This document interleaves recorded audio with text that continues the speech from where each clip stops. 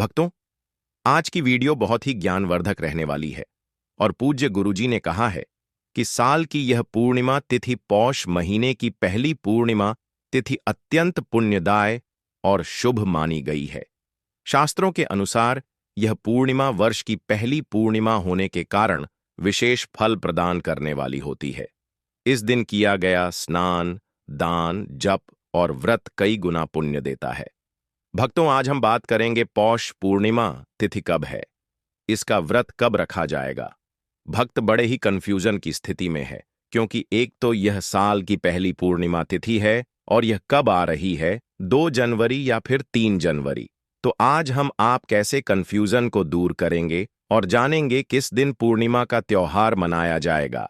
पूर्णिमा पर जो चंद्र अर्घ व्रत होता है वह किस दिन करेंगे और सत्यनारायण भगवान का व्रत किस दिन होगा। क्या दोनों ही एक ही दिन किए जा सकते हैं या नहीं किए जा सकते। भद्रा के विषय में कहा जा रहा है, तो भद्रा कब से कब तक रहेगी या क्या प्रभाव रहेगा। पौष पूर्णिमा की पूजा कैसे करनी है, इस दिन हमें क्या दान देना चाहिए, क्या जप करना चाहिए, क्या इसका स्नान कहाँ गया है, क्या इसकी विधि कही गई है, क्या इसके नियम कहे गए हैं और शास्त्रों में क्या इसकी महिमा कही गई है। इस प्रकार से संपूर्ण जानकारी आने वाली पौष पूर्णिमा के विषय में आपको इस वीडियो के माध्यम से प्रदान की जाएगी। इसके लिए भक्तों, आपको वीडियो के अंत तक बने रहना है। कुछ लोग होते हैं जो वीडियो को आधा अधूरा छोड़कर आगे बढ़ जाते हैं और उनको किसी प्रकार की जानकारी प्राप्त नहीं होती है। इसलिए वीडियो को पूरा ही देखें और यदि वीडियो थोड़ा सा भी उपयोगी लगे तो कृपया एक बार लाइक अवश्य कर दीजिएगा। परमेश्वर वासुदेव की कृपा प्राप्त करने के लिए कमेंट बॉक्स में अवश्य लिखिएगा श्रीमन नारायण या ओम नमो भगवते वासुदेवाय। भगवान के यह मंत्र जितने लिखे जाएंगे उतना कल्याण होगा। और चैनल को सब्सक्राइब जरूर कीजिएगा, क्योंकि इस चैनल पर हम आपको जो भी जानकारी देते हैं वह ज्योतिष शास्त्र, तंत्र शास्त्र और शास्त्रीय जानकारी होती है, जो कि शास्त्रों में लिखा हुआ है, वेद पुराणों में लिखा हुआ है, वही आपको बताते हैं। कौन सी तिथि कब है, व्रत आदि कब करना है, विधि क्या है, नियम क्या है और क्या गलती आपको नहीं करनी है। यदि आप सभी व्रत और त्योहारों की सही जानकारी पाते रहना चाहते हैं तो कृपया चैनल को सब्सक्राइब कीजिए और बेल आइकन को प्रेस कीजिए। चलिए, अब आपका ज्यादा समय बर्बाद न करते हुए जानकारी आरंभ करते हैं। बात करते हैं आने वाली पूर्णिमा की।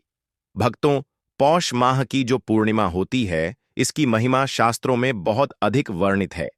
शास्त्र क्या कहते हैं कि इस दिन जो कोई सत्यनारायण भगवान का व्रत करता है, पूजन करता है या स्नान करता है, दान करता है, जप करता है, तप करता है, उसको अत्यधिक पुण्य की प्राप्ति होती है। उसके जीवन के संकटों का नाश होता है। भगवान सत्यनारायण और भगवान विष्णु के आशीर्वाद से उसके जीवन में खुशियों का आगमन होता है। पौष पूर्णिमा का स्नान आपको कहाँ करना चाहिए। पौष पूर्णिमा के स्नान के लिए यदि संभव है तो आप गंगा जी पर जाइए। पौष पूर्णिमा पर गंगा स्नान की बड़ी महिमा है। गंगा स्नान करें, वहीं पर दान करें। जो गंगा स्नान नहीं जा पा रहे हैं वह क्या करें। जो गंगा स्नान नहीं जा पा रहे हैं वह घर में रहकर ही गंगा स्नान का फल प्राप्त कीजिए। गंगा स्नान का फल प्राप्त करने के लिए या कहें कि उत्तम स्नान की प्राप्ति के लिए जो आपका नहाने का पात्र आपने बना रखा है, बाल्टी आदि जिसमें आप नहाने का जल भरते हैं, उसको पहले साफ कीजिए। फिर उसमें थोड़ा सा गंगा जल भरिए, चाहे 2 बूंद गंगा जल ही डालिए। पहले गंगा जल डालिए, फिर उसमें शुद्ध जल डालिए। तदोपरांत हर हर गंगे बोलते हुए इसमें स्नान कर लीजिए। यह स्नान बहुत कल्याणकारी स्नान होगा। स्नान करने के बाद स्वच्छ वस्त्र धारण करके आपकी जो प्रतिदिन की पूजा है मंदिर की, उसको कीजिए। साफ सफाई कीजिए। मंदिर की भगवान को स्नान आदि करा के और जो प्रतिदिन का महत्तम है इसको सुनिए, ध्यान दीजिएगा। इसी दिन से माघ स्नान शुरू होने जा रहा है और माघ स्नान की महिमा बहुत अधिक है। आप जानते हैं, वैशाख स्नान, माघ स्नान, कार्तिक स्नान, यह ऐसे महीने हैं जिनके स्नान से ही मनुष्य तर जाता है। तो माघ स्नान भी शुरू होने जा रहा है।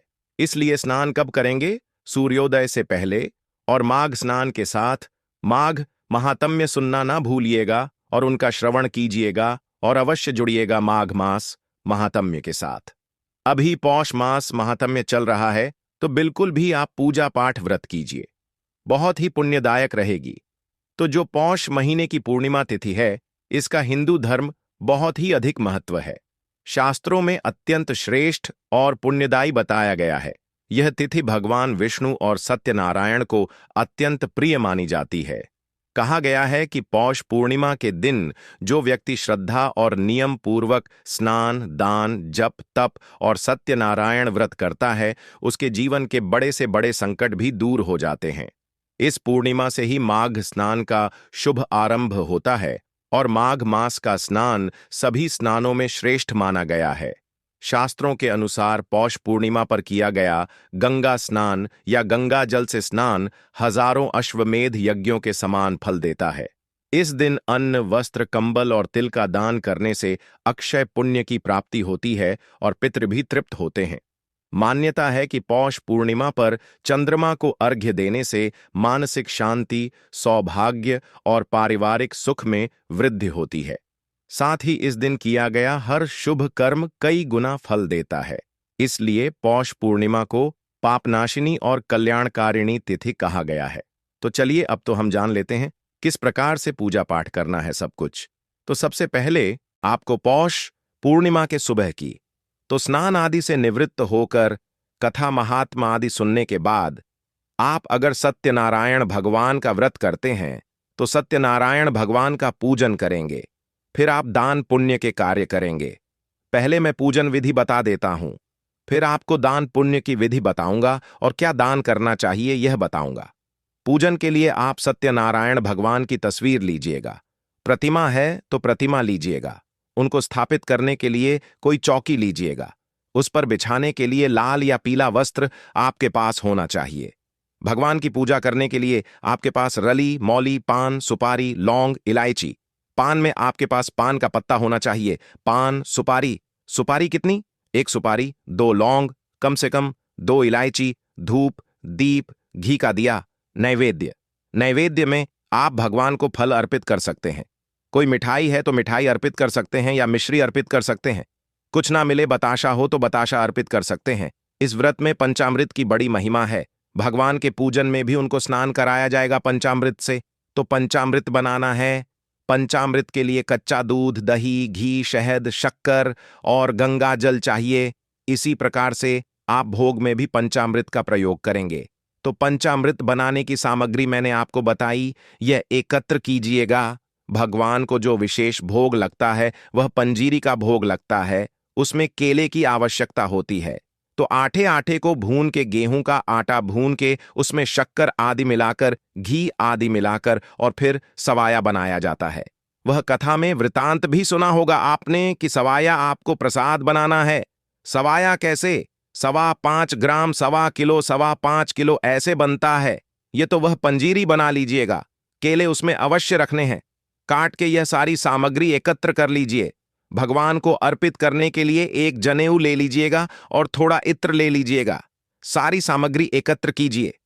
एक लोटा लीजिए तांबे का, उसमें पहले थोड़ा गंगा जल भरिए, फिर शुद्ध जल भरिए और फिर फूल के माध्यम से उस स्थान पर जल के छींटे दीजिए जहां बैठकर आपने पूजन करना है और जहां चौकी लगानी है, और जो सामग्री है उसको वहां पर रख लीजिए। इससे सामग्री शुद्ध हो जाएगी, वह स्थान भी पवित्र हो जाएगा। ओम पवित्र पवित्र वांग सर्वांग वस्तांग तो स्मरेत पुंडरी काक्षम सवयंत सचियो। इस प्रकार से जल छींटे देकर आपने स्थान को शुद्ध किया है और सामग्री को पवित्र किया है। क्योंकि जब सामग्री आती है आपके पास पूजा की, तो यह पता नहीं कितने सारे हाथों से लग के आती है। अब किसने किस अवस्था में हाथ लगाए थे, तो शुद्धि करना, पवित्रीकरण करना आवश्यक होता है। चौकी को बिछाइए। चौकी पर लाल या पीला वस्त्र जो आपके पास है उसको बिछाइए। भगवान सत्यनारायण की तस्वीर या प्रतिमा जो भी आपके पास है उसे स्थापित कीजिए, रखिए। उस पे उनके सीधे हाथ की ओर घी का दिया रखिए और विपरीत दिशा में धूप रखिए। अगर दिया तेल का बनाया है तो तेल का दिया उल्टे हाथ की ओर रखा जाएगा। इस प्रकार से स्थापना कर लीजिए। स्थापना करने के बाद अपने सीधे हाथ पर लौटे में जो जल है ना, उसमें से 1 चम्मच से जल लीजिए। हस्तो प्रक्षालनम और हाथ धो लीजिए। हाथ धोने के बाद अब आप एक एक चम्मच जल आज चमनी करेंगे। एक एक मंत्र पर एक एक चम्मच जल सीधे हाथ पर लेंगे और पी जाएंगे। ओम माधवाय नमः जल लीजिए, पी जाइए। ओम केशवाय नमः जल लीजिए, पी जाइए। ओम नारायणा नमः जल लीजिए, पी जाइए। ओम ऋषिकेशाय नमो नमः हस्तो वृक्षालणम, हाथ धो लीजिए। हाथ धोने के बाद अपने आप को तिलक कीजिए, मौली बांधिए। पारिवारिक जन बैठकर यदि पूजन कर रहे हैं तो उन्हें भी तिलक कीजिए, मौली बांधिए। अब आप भगवान सत्यनारायण का पूजन करेंगे। भगवान सत्यनारायण के सामने एक कोई कटोरी या पात्र रख दीजिए। उसमें जल अर्पित कीजिएगा या पूजा की जो सामग्री है उसमें चढ़ाइएगा। इससे वह सामग्री और जल आदि फैलेगा नहीं। सबसे पहले भगवान को 5 पुष्प अर्पित करेंगे। आसन के रूप में यह भाव रखिए कि आप भगवान को आसन प्रदान कर रहे हैं। 5 पुष्प हाथ में लीजिए। निवेदन कीजिए कि हे प्रभु, यह 5 पुष्प हम आपको आसन के रूप में अर्पित कर रहे हैं। इन्हें आप आसन के रूप में स्वीकार कीजिए। मैं स्वीकार करें और यहां विराजमान हो, जिससे कि हम आपका पूजन कर सकें। पुष्प अर्पित कर दीजिए भगवान को। अब आप धूप और दीप को प्रज्वलित कर लीजिए। दिया जला लीजिए, धूप जला लीजिए। अपने सीधे हाथ पर जल लीजिए। 1 का सिक्का दक्षिणा के रूप में कम से कम रखिए और 3 बार बोलिए, ओम श्री विष्णु, ओम श्री विष्णु, ओम श्री विष्णु। अपना नाम, अपना गोत्र, जिस स्थान पर बैठकर संकल्प कर रहे हैं वहां का मकान, नंबर, क्षेत्र का नाम, शहर का नाम, पौष मासे, शुक्ल पक्षे, पूर्णिमा, श्यायाम, पुण्यतिथि, आयु, आरोग्यता प्राप्त थाय, सुख संपत्ति प्राप्त थाय, भगवान सत्यनारायण प्रसन्नार्थाय, पूर्णिमा सत्यनारायण, व्रत पूजन संकल्पम शंकरिश बोल, सौ श्री विष्णु शरणों शरणम प्रपद्य। और यह संकल्प भगवान के चरणों में अर्पित कर दीजिए, कीजिए। संकल्प आपने अवश्य करना चाहिए। संकल्प करने के बाद भगवान की पूजा करेंगे। भगवान को एक एक मंत्र पर एक एक चम्मच जल सामने रखे पात्र में अर्पित कीजिएगा। ओम भूर्वः श्री नारायण नमः पद्यम समर्पयामि। ओम भूर्वः श्री सत्यनारायण नमः अर्घ्न समर्पयामि। ओम भूर्वः श्री सत्यनारायणाय नमः आचमणम समर्पयामि। इस प्रकार 3 बार आपने जल अर्पित किया। अब भगवान को स्नान कराएंगे। स्नान के लिए फूल से जल के छींटे दीजिएगा भगवान को। ओम भूर्वः श्री सत्यनारायणाय नमः स्नानम जलम समर्पयामि। अब पंचामृत बना लीजिए। कच्चा दूध, दही, घी, शहद, शक्कर, यह मिलाकर पंचामृत बनाइए। पंचामृत को फूल पर लगा लीजिए और वह पंचामृत भगवान को अर्पित कीजिएगा। ओम भूर्वः श्री सत्यनारायण नमः पंचामृतम समर्पयामि। स्नानम कुर, फिर से शुद्ध जल से छींटे दीजिएगा। ओम भूर्वः श्री नारायणाय नमः। शुद्धक स्नान निमित्तार्थाय शुद्ध जलम समर्पयामि। अब भगवान को वस्त्र अर्पित करते हैं तो वस्त्र के रूप में मौली का एक टुकड़ा तोड़ लीजिए, वह अर्पित कर दीजिए। भगवान को ओम भूर्वः श्री नारायणाय नमः वस्त्रम समर्पयामि। वस्त्रम उपवस्त्रम यज्ञ पवित्रम जनेऊ लीजिए। जनेऊ को रोली कुमकुम आदि से तिलक कर लीजिए, फिर चढ़ा दीजिए। यज्ञ पवित्रम समर्पयामि, तिलकम, तिलक कीजिए। भगवान को रोली कुमकुम आदि से तिलक कीजिए। इत्र अगर आपके पास है तो इत्र को पुष्प पर लगाइए और इत्र भगवान को अर्पित कीजिए। इत्र अर्पित करके तिलक लगाकर पुष्प अर्पित करेंगे। माला है तो माल्यार्पणम कुरहु, माला पहनाइए। तदोपरांत भगवान को धूप दिखाएंगे। ओम भूर्वः श्री नारायणाय नमः धूपम अग्रपयामि। ओम भूर्वः श्री नारायणाय नमः दीपम दर्शयामि। भगवान को धूप दीप दिखा के नैवेद्यम समर्पयामि। नैवेद्य समर्पित करेंगे तो भगवान को फल, मिठाई या मिश्री आदि जो आपके पास है वह अर्पित कीजिए। ओम भूर्वपूर्व श्री नारायणाय नमः नैवेद्यम समर्पयामि। जलचमणिम गुरु, 1 चम्मच जल लीजिए, सामने रखे पात्र में अर्पित कर दीजिए। जल आचमन समर्पयामि। तामूलम पंगी फलम तामूल, पान का एक पत्ता लीजिए, उस पर 2 लौंग, 2 इलायची, 1 सुपारी रखिए। उसका बीढ़ा बनाकर वह भगवान को अर्पित कीजिए। ओम भूर्व श्री नारायणाय नम मुख मोजनार्थम नैवेद्ययामि तांबुलम पंगी फलम तांबुलम समर्पयाम। शुभ दक्षिणायाम, शुभ 2 वर 2 भव। जो भी दक्षिणा चढ़ाना चाहते हैं भगवान को वह दक्षिणा अर्पित कीजिए। हाथ जोड़कर नमस्कार कीजिए। अब आप पूर्णिमा की कथा सुनिए। पूर्णिमा व्रत पर कथा सुनी जाती है। केवल और केवल सत्यनारायण भगवान की वही कथा आपने सुननी है और वह 5 अध्याय कथा होती है। 5 अध्याय की अगर कोई भी अच्छे से कथा को सुनाएगा, पूरी कथा सुनाएगा, तो आरती के साथ लगभग उसमें 35 से 40 मिनट तक लग सकते हैं। 35 मिनट कम से कम लगेंगे ही लगेंगे। तो सही कथा का ही श्रवण करें, भगवान की आरती कीजिएगा। आरती करने के बाद अब भगवान को भोग लगाएंगे। भोग के लिए पंजीरी केले और उसमें तुलसी दल रखिए। प्लेट में भगवान के सामने थाली सजाइए, पर्दा कर दीजिए। हम मंत्र पढ़ते हैं, आप प्रार्थना कीजिए। हाथ जोड़ के ओम नाभ्य अंतरिक्षत पद भूमद्रा तथा कल्पना ताली बजाइए। अगर घंटी है तो घंटी बजाइए और पर्दा हटा दीजिए। जलाचमणी कराएंगे। जल लीजिए आजमनी में, थाली के चारों तरफ घुमाइए और छोड़ दीजिए। हाथ जोड़कर नमस्कार करके थाली उठा लीजिए। इस भोग प्रसाद को बांके प्रसाद में मिला दीजिएगा। इस प्रकार से सत्यनारायण भगवान की आपने पूजा पूर्ण की है। अब हाथों में पुष्प लीजिए। भगवान नारायण से निवेदन कीजिए कि हे प्रभु सत्यनारायण भगवान, हमने आज आपकी यह पूजा की, आपको स्थापित किया। इस पूजा में हमसे कोई गलती, कोई त्रुटि, कोई भूल हो गई हो तो उसे क्षमा कीजिएगा। प्रभु, हम अज्ञानी जीव हैं, आपके बालक नादान हैं।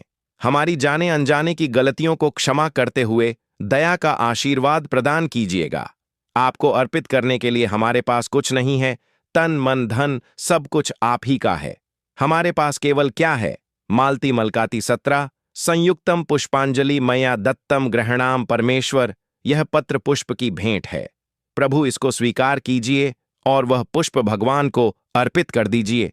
पुरुष जन जो है दंडवत प्रणाम कीजिए। माताएं सर झुका के हाथ जोड़कर नमस्कार कीजिए। इसके बाद आप प्रसाद बाकी सभी पारिवारिक जनों को वितरित कीजिए। फिर आपने दान देना है। कथा सुनी है तो कथा के निमित्त जो भी आपने अगर वाचक बुलाया है तो उनको भोजन आदि करा के दान दक्षिणा आदि देकर विदा कीजिए।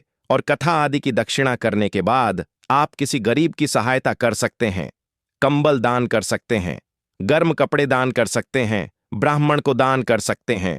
ब्राह्मण को भोजन न करा पाए तो मंदिर में भोजन सामग्री दान कर सकते हैं। इस दिन आप गीता के 7वें अध्याय को सुनकर विधिपूर्वक उसका पुण्य अपने पितरों को अर्पित कर सकते हैं। यह भी पितृ है जो बड़ा ही कल्याणकारी है, क्योंकि पूर्णिमा पर पितृ कर्म करने से भी कल्याण की प्राप्ति होती है।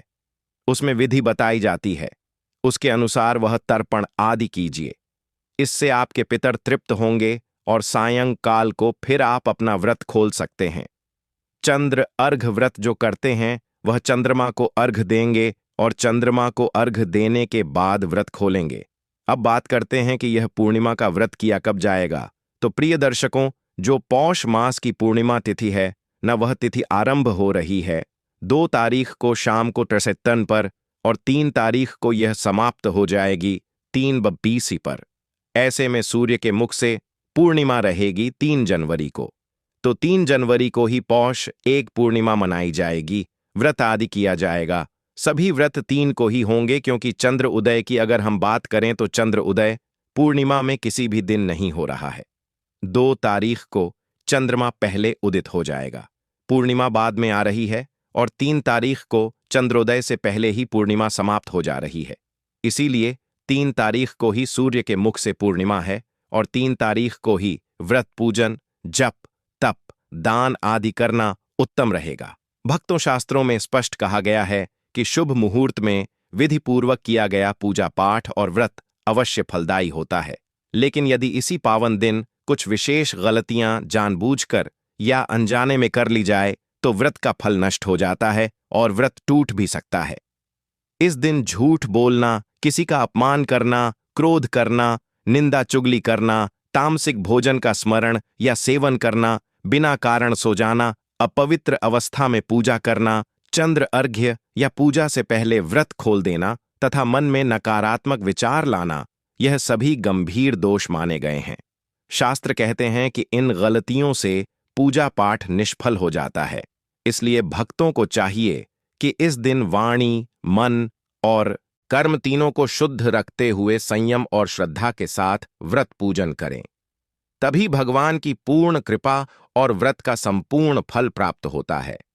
अंत में प्रिय दर्शकों, यदि आपको पौष पूर्णिमा से जुड़ी यह शास्त्रीय और पावन जानकारी थोड़ी सी भी उपयोगी लगी हो तो कृपया वीडियो को एक लाइक अवश्य करें और ऐसे ही धर्म, व्रत और त्योहारों की सही जानकारी निरंतर प्राप्त करने के लिए हमारे चैनल को सब्सक्राइब करें।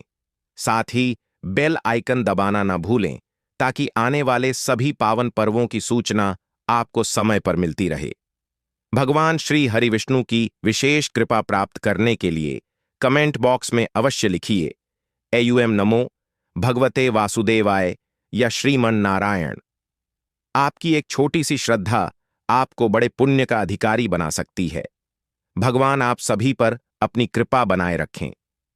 दोस्तों, आपको पौष पूर्णिमा के सुबह की तो स्नान आदि से निवृत्त होकर कथा महात्मा आदि सुनने के बाद आप अगर सत्यनारायण भगवान का व्रत करते हैं तो सत्यनारायण भगवान का पूजन करेंगे। फिर आप दान पुण्य के कार्य करेंगे। पहले मैं पूजन विधि बता देता हूं, फिर आपको दान पुण्य की विधि बताऊंगा और क्या दान करना चाहिए यह बताऊंगा।